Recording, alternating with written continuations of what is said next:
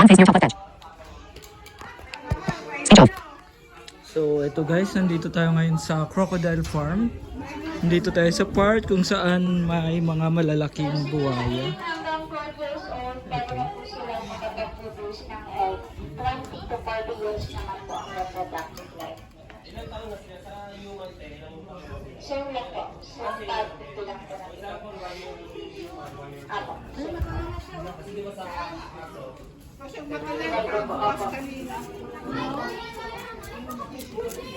Nagapadayaw din siya.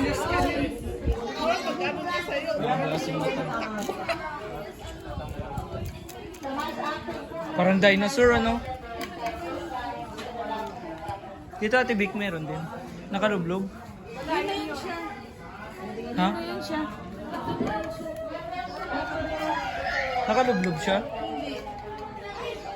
Hindi siya nakatulog. Ano lang? Nandun siya sa may ano. Tapos nakabuka yung mata niya. Oh. Yan. Oh. Ito? Yeah. Yan siya. Nakabuka. Ming. Ay, pusa naman. Hindi pala pusa. Ano, bigay yun. May kulong ko pa yung naglaki. Ang bunganga niya. Yan pala yung dila nila.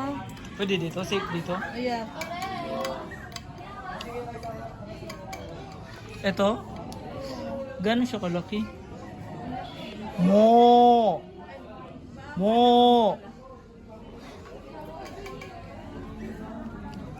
Ano ginapakain sa kanila? Ang pinapakain po sa kanila, manok o kaya baboy. Kasi carnivorous po Dito sila. ang dami-dami. Dito yung pinapag-breed nila. Baby! Napakadami nila. Baby crocodile! Siguro mga nahuhuli yan sa dagat. Ay, sa dagat. Sa mga ilog. Hmm. No? Tapos ginadala. Ano nagalang yun?